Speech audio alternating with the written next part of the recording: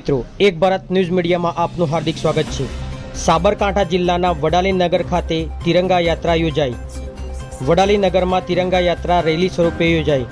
આગામી સ્વાતંત્ર્ય પર્વને લઈ રાજ્ય સરકારે હર ઘર તિરંગા અભિયાન અંતર્ગત મોટા પાયે ઉજવણી કરવાનું આયોજન કર્યું। તે સંદર્ભે તિરંગા યાત્રા યોજાઈ।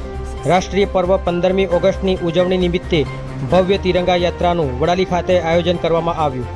આ તિરંગા યાત્રા સ્વામી વિવેકાનંદ ચોકથી શરૂ થઈને સ્ટેટ હાઈવે પરથી પસાર થઈને એપીએમસી માર્કેટ સુધી યોજવામાં આવી। તિરંગા યાત્રા ઈડર વડાલી વિધાનસભાના અધ્યક્ષ શ્રી રમણલાલ વોરાના અધ્યક્ષતામાં યોજાઈ।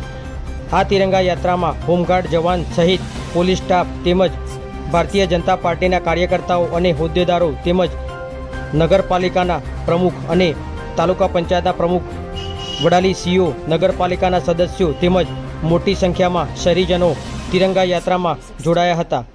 વડાલી પોલીસ સ્ટેશનના પીએસઆઈ શ્રી જે.એમ. રબારી સાહેબ તિરંગા યાત્રામાં ખડે પગે રહ્યા હતા અને યાત્રામાં જોડાયા હતા। પત્રકાર વિશાલ ચૌહાણ, સાબરકાંઠા।